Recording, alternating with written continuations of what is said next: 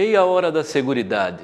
Mais uma vez é o nosso encontro de toda terça, 19h30, aqui na TV Floripa, canal 4 da NET. Mas você também pode ver de qualquer lugar do Brasil pela internet, www.tvfloripa.org.br. Terça, às 19h30, com reprise às quintas, às 21h30. Hoje nós vamos ter um programa diferente porque eu vou falar de uma experiência que tivemos aí em São Paulo, na região ali de Campinas, na cidade de Paulínia. E vamos finalizar com um vídeo muito interessante, um vídeo de apenas 7 minutos mais ou menos, que mostra o desfecho dessa história que eu vou contar. Uma grande contaminação que ocorreu ali na cidade de Paulínia, a partir do site da fábrica da Shell, que produzia agrotóxicos. E depois de uma longa luta de mais de década, os trabalhadores conseguiram a vitória. Inclusive no vídeo vocês vão ver com o presidente do Tribunal Superior do Trabalho dizendo que como é modelar essa história, que paradigma que cria essa história para o nosso povo trabalhador. E mais do que isso, para o povo que defende, para os militantes do meio ambiente, essa é uma história extremamente interessante, que mostra que apesar do poder econômico ter uma potência muito grande para contratar seus auxiliares, consultores, para dizer que os trabalhadores adoecidos estavam enganados, não é? Apesar de tudo isso, prevaleceu a justiça, prevaleceu a verdade do caso. Ocorre, esse relato que eu vou fazer aqui, ocorre que ali pelo ano de 1975, mais ou menos, nos Estados Unidos foi proibida a produção de alguns agrotóxicos que eram extremamente agressivos para o ser humano, em especial os organoclorados.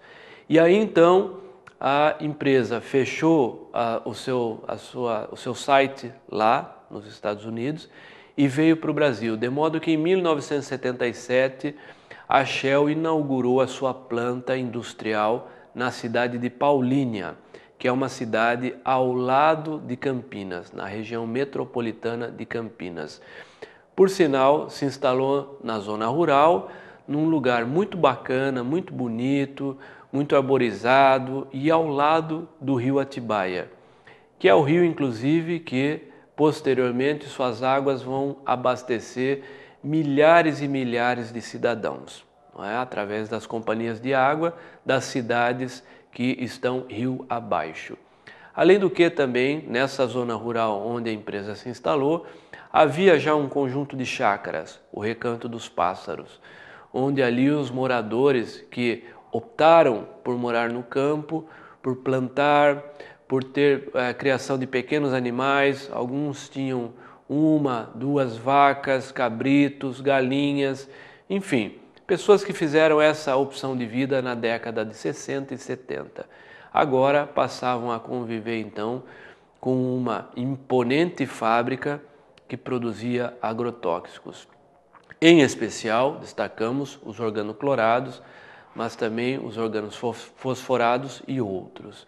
Ora, os trabalhadores que eram da área química eram vinculados, sindicalizados junto ao Sindicato dos Químicos, dos trabalhadores e indústrias químicas da região ali de Campinas, que pegava a cidade de Paulínia. E ao longo dos anos, sempre trabalhando bastante, era uma empresa que pagava um pouco melhor que o mercado, os trabalhadores fazendo hora extra para ganhar o seu dinheirinho a mais, né, para conseguir construir sua casinha, e tocavam a vida felizes e contentes. Mas ao longo do período ocorre que foi se verificando que às vezes um adoecia, tinha notícias de que alguém morria, e assim foi até quando o escândalo, por assim dizer, se tornou público ali por volta do ano 2000, quando a primeira movimentação que teve foi justamente a dos moradores. Ora, a partir do ano 2000, quando houve essa notícia, quando o sindicato inclusive tomou conhecimento de que não apenas os moradores ali do lado poderiam estar contaminados, mas especialmente os trabalhadores, o sindicato foi então, montou toda uma estratégia para abordar a empresa. Nesse momento, vale lembrar que já não era mais a Shell. A Shell vendeu para a Cyanamid e a Cyanamid vendeu logo, rapidamente para a BASF.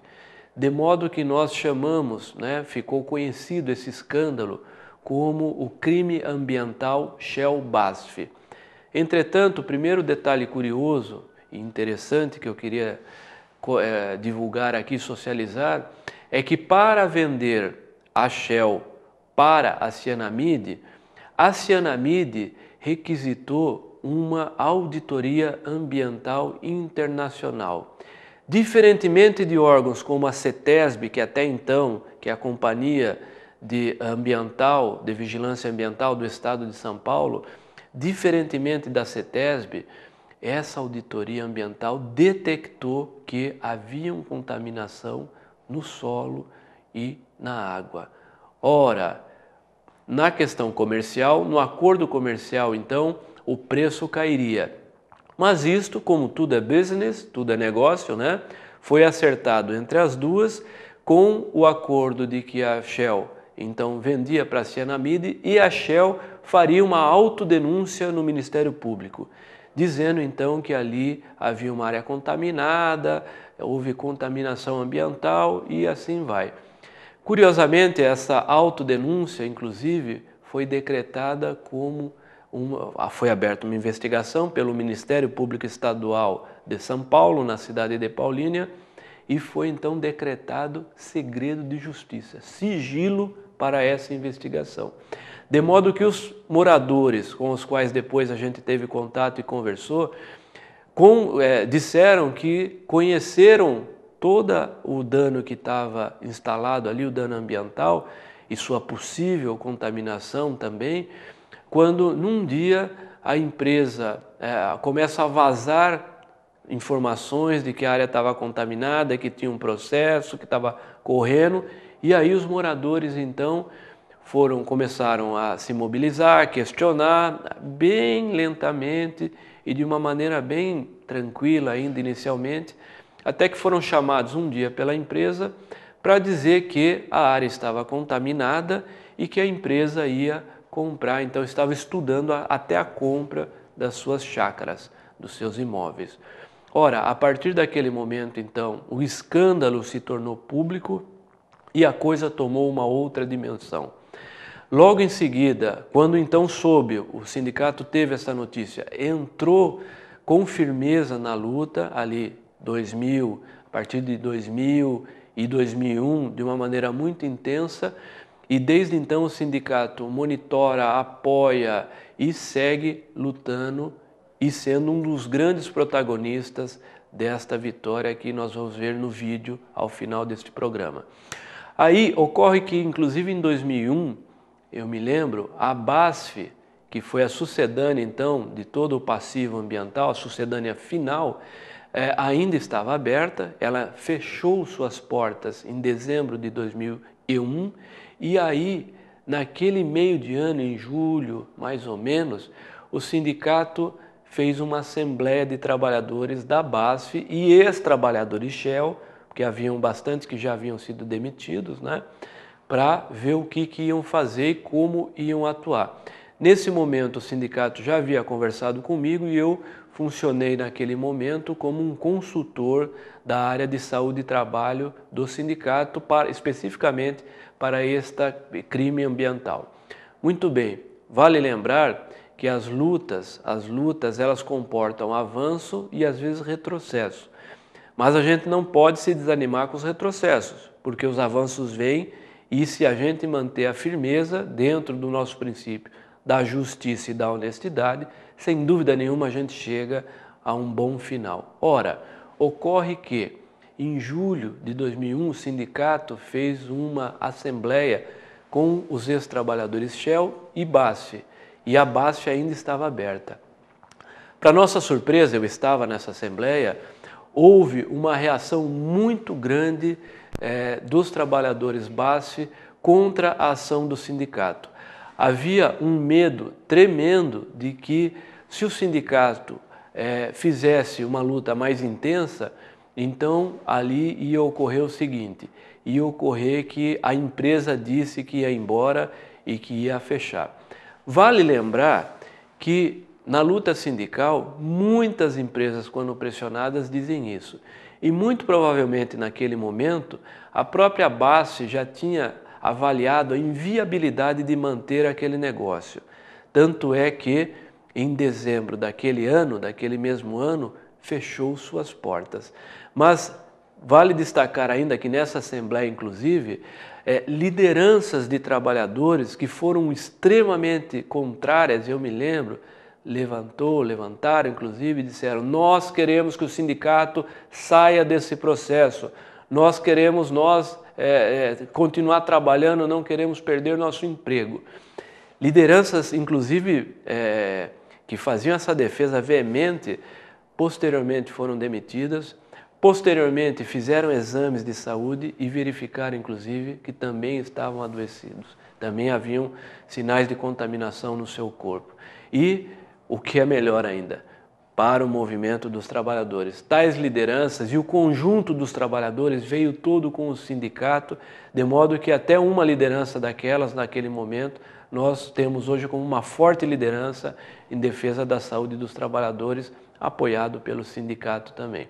Ora, chegou em dezembro de 2011, a empresa fechou e o escândalo já estava com ampla divulgação, então o sindicato fez um acordo e o médico da empresa, juntamente comigo, que também sou médico, fizemos a avaliação dos exames demissionais.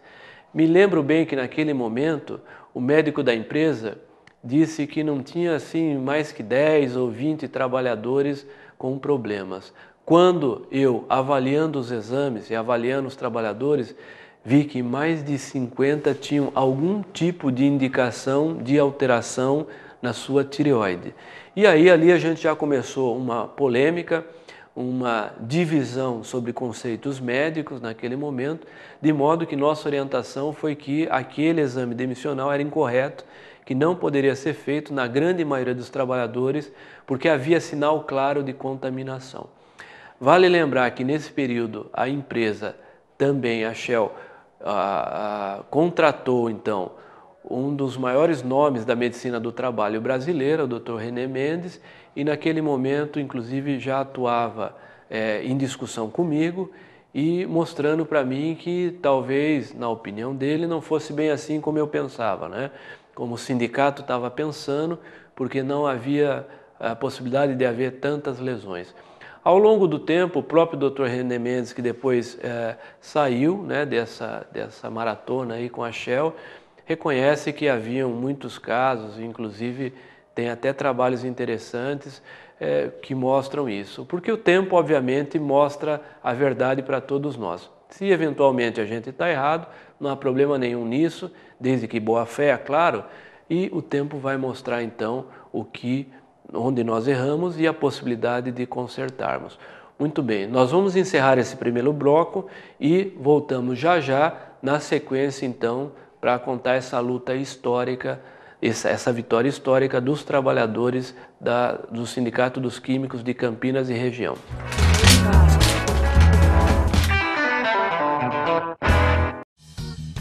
Academia Evolução, musculação, pilates, kung fu e boxe chinês. Avenida Hercílio Luz, 1209 Centro. Fone 3324-0388.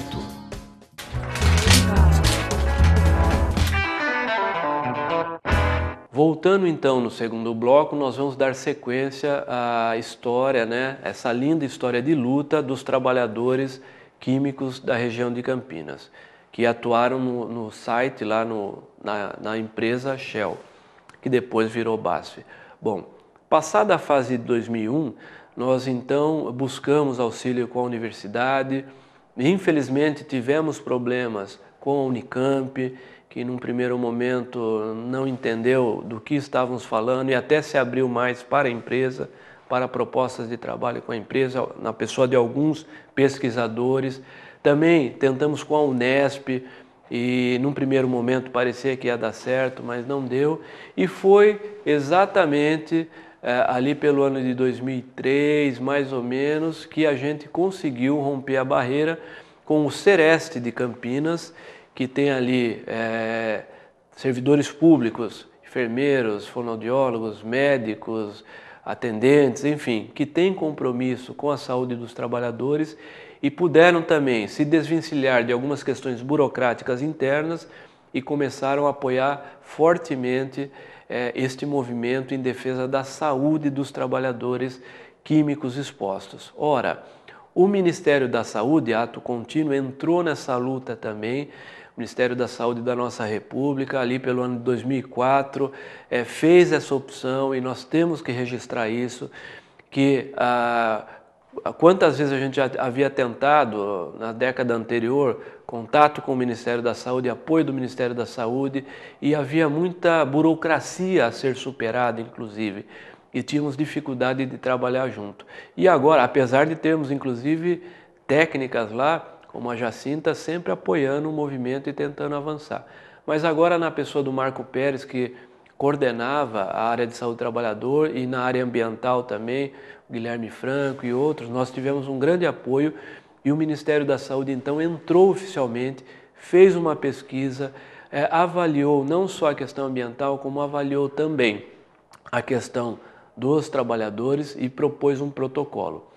Vale lembrar que esse protocolo ele foi muito útil, ele partiu inclusive de vários pesquisadores e ele superou em grande parte o primeiro protocolo que nós propusemos sozinho em 2001, né, com o Dr. René Mendes naquela época, que propunha um outro tipo de protocolo, mas sem dúvida nenhuma tudo foi aperfeiçoado e nós conseguimos chegar então, o Ministério da Saúde chegou nesse protocolo que ao longo do tempo apoiou muito as ações jurídicas. O seu resultado foi de grande valia.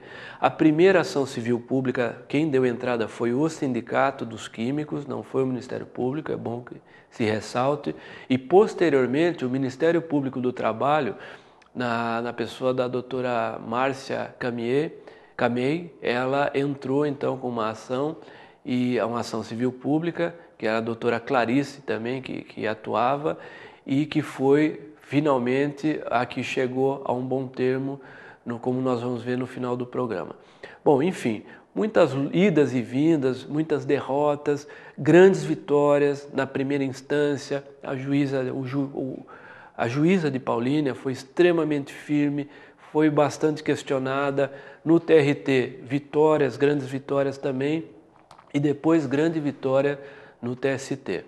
O vídeo que vocês vão ver a seguir é um vídeo que vai mostrar o final dessa história, porque no início do ano de 2013, o então presidente do Supremo, do TST, desculpe, o Tribunal Superior do Trabalho, Dr. Dallazen, ele instituiu uma nova modalidade de negociação, ou seja, a partir daquele momento, grandes questões o TST poderia negociar também, que até então não se abria para negociação no TST. E logo em fevereiro ele fez isso, houve um primeiro caso, mas o segundo, chamado inclusive o maior processo trabalhista da história do Brasil, porque já girava em torno de 1 bilhão e 500 milhões, ele foi tema dessa nova proposta do presidente Dallazen, e ali, começado por ele e terminado agora pelo presidente atual, encerrado pelo presidente atual do TST, foi conseguida uma grande vitória. Em resumo, o que é esta vitória que se conseguiu? Ao fim desse processo, a empresa vai ter que arcar com 200 milhões de danos ambientais que o Ministério Público do Trabalho conseguiu garantir para a sociedade e que vai retornar para a sociedade, além do que, do ponto de vista dos trabalhadores, todos aqueles envolvidos conseguiram uma indenização individual que nunca foi o objetivo primeiro dos trabalhadores, mas obviamente, se estavam lesionados, faziam jus a isso, né? Entretanto, o que ocorre? Além disso, e esta é a grande vitória que cria um paradigma, As empresas, né, a Shell e a BASF, vão ter que bancar até o final da vida dos trabalhadores e dos seus familiares, porque eles foram expostos a químicos que não só contaminaram eles, cada um deles, mas também potencialmente contaminantes para sua família e mutagênicos, inclusive com casos de crianças que nasceram com problemas. Então, a empresa vai ter que, além de pagar a indenização individual, a indenização coletiva de 200 milhões, também tem que pagar um plano de saúde até o final da vida para os próprios trabalhadores e seus familiares e filhos, inclusive. Essa é a grande vitória. Assim vocês vão ver a seguir este vídeo e espero que desfrutem, é um vídeo de vitória e tal, e que termina com a lista, inclusive o nominal dos trabalhadores que já se foram. Porque desde que a gente começou essa luta aí em 2000, 2001, mais de 12 anos se foram e nesse momento, então, infelizmente, muitos companheiros e companheiras também faleceram. Aproveite agora, veja se vale ou não vale a pena você ter uma luta desde que você tenha o princípio da justiça, da honestidade e faça isso não só por si, mas sobretudo pelo que o conjunto daqueles trabalhadores aprendeu ao longo dessa luta, que faça pelo coletivo, que faça pela sociedade, que faça por solidariedade. Veja o vídeo.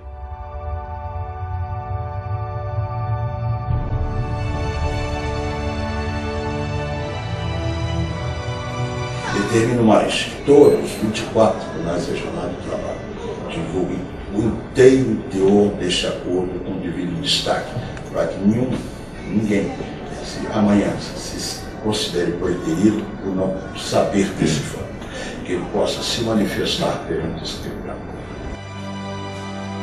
Abre-se precedente exatamente no aspecto desses acordos que envolvem interesses coletivos, interesses maiores. E quando eu digo interesses maiores, não estou dizendo apenas em valores. É interesse que abrange uma comunidade mais expressiva, abrange mais pessoas.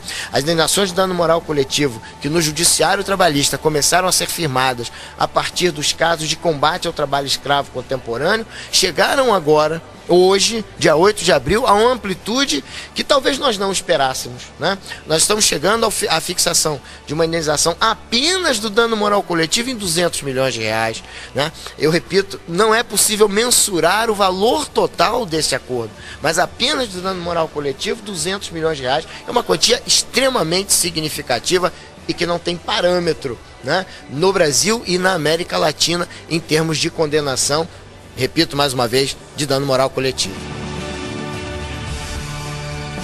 São 12 anos de luta dos trabalhadores e nós saímos com esse acordo de hoje com uma sociedade muito mais civilizada, principalmente porque esse acordo rompe paradigmas e mostra que o Brasil não tolera mais empresas que produzem poluindo, destruindo a vida. Essa é a grande conquista. A gente cria outras bases para a produção no Brasil e mostra que vale a pena entrar no justiça, vale a pena lutar, pois são os nossos direitos e a vida não tem preço. Não se tinha coragem, não se tinha ousadia para enfrentar. E que bom que o TST se dispôs a isso, que bom que o Ministério Público do Trabalho foi um parceiro fundamental, incansável nessa luta, e principalmente os trabalhadores e os seus representantes das associações e do sindicato foram indispensáveis para se obter uma resposta para a sociedade. Um acordo histórico, talvez um dos maiores acordos da história da Justiça do Trabalho no Brasil, e que principalmente mudou o paradigma com relação à questão do olhar do nexo de causalidade entre as doenças e o trabalho desenvolvido pelos trabalhadores. Você simplesmente apresenta o requerimento, a solicitação da assistência à saúde, e as empresas têm que custear sem discutir qualquer nexo de causalidade. Nós não queremos mais ter feto com deformação, não queremos pessoas que entram num estado de premência muito rápido, porque os sintomas, quando eles aparecem nas pessoas, já não dá-se mais tempo de fazer nada. Então, o que nós queremos? Que as pessoas, os nossos amigos, a possibilidade de ter uma atenção na sua saúde preventiva. E hoje nós podemos celebrar com muita vitória E essa vitória vem atingir todas as necessidades, todos os trabalhadores vitimados dessa desgraça aí. A gente acompanha a reunião deles toda quinta-feira, desde que eu estou no sindicato, desde 2004. E aí, de repente, você não via um deles, aí você vinha a saber que tinha falecido. E você ia recebendo essas notícias e ia dando uma angústia muito grande, né? Até quando que a gente vai receber a notícia do pessoal, né? Deixando a gente sem ver a justiça ser feita, sem ver essa assistência à saúde, né? Sendo implantada. Eu agradeço muito ao contingente de profissionais que nos ajudaram. O acolhimento do sindicato, o centro de referência, a Fundacentro, né, os procuradores, então os médicos. Então foi um contingente de profissionais que a gente não esperava que eles acreditassem no que a gente estava falando de contaminação. A princípio, em 2004, falar de contaminação, praticamente eu estava acusando uma empresa de crime. É um crime você falar de contaminação, você não pode falar isso. Mas a gente tinha prova, sempre falando a verdade. Está comprovado que essa decisão que foi tomada hoje, esse acordo que foi feito hoje, não foi só para nós como ex-trabalhador da Shell Basf, mas sim para toda a sociedade brasileira. Isso traz um precedente grande que vai possibilitar a gente lutar por vários e vários outros trabalhadores contra as empresas poluidoras do nosso Brasil. Nunca desista do seu objetivo. Tenha um propósito, seja qual empresa que for. Do tamanho de Shell, do tamanho de Basf, nós trabalhadores, conseguimos derrubá-los.